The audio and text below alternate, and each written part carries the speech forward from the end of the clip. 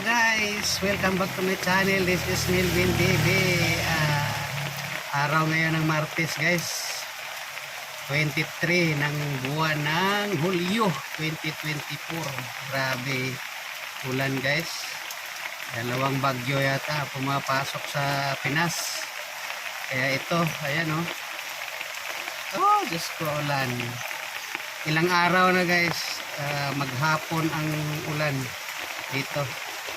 Kaya ito, papunta na sa biyahe, sagubangin natin yung ulan guys para tingnan natin kung sinong giginawin. So tara, let's go. Bye bye.